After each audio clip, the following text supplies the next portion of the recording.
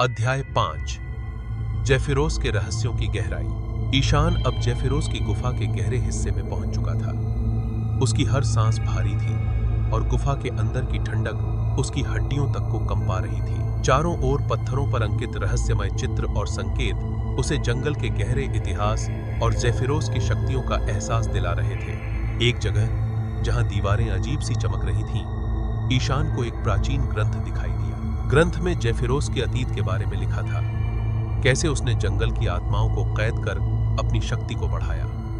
हर पन्ना ईशान के डर को और बढ़ा रहा था, लेकिन साथ ही उसे जेफिरोस को हराने का रास्ता भी मिल रहा था। ग्रंथ के अनुसार जेफिरोस को हराने के लिए ईशान को जंगल की आत्माओं को मुक्त करना होगा, जो उस श्रापित ऊर्जा से बंधी थीं। यह कार्य आसान नहीं था। आत्माओं को मुक्त करने के लिए एक प्राचीन शक्ति को सक्रिय करना होगा, जो खुद जेफिरोस की ताकत को चुनौती दे सके। ईशान अब इस गहरे और अंधकारमय गुफा से बाहर निकला, लेकिन उसके मन में अब और भी डरावनी आशंका थी। जैसे ही वह बाहर आया, उसे शापित आत्मा का सामना करना पड़ा, जिसने उससे कहा, तुम अब उस रास्ते पर हो जहां से कोई वापस नहीं लौट सकता। जेफिरोस तुम्हारी ताकत से कहीं अधिक शक्तिशाली है।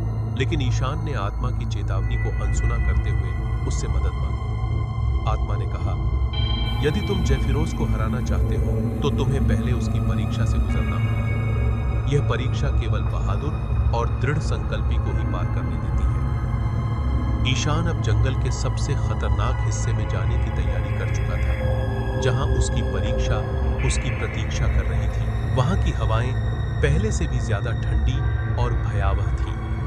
जंगल की हर छाया अब एक जीवित खतरे की तरह लग रही थी। इस अध्याय का अंत उस क्षण से होता है जब ईशान जेफिरोस की शक्ति से सामना करने के लिए एक अंतिम लड़ाई की ओर बढ़ता है। लेकिन उसे इस बात का एहसास हो जाता है कि यह लड़ाई उसकी कल्पना से भी ज्यादा खतरनाक और कठिन होने वाली है। अगले अध्याय में देखिए, क्या ईशान जेफिरोस के रहस्यों को उजागर कर पाएगा या फिर वह भी उसी श्राप का शिकार बन जाएगा। जानने के लिए हमारे चैनल को सब्सक्राइब करें और इस रोमांचक यात्रा का हिस्सा बनें। आपका समर्थन हमारे लिए बेहद महत्वपूर्ण है।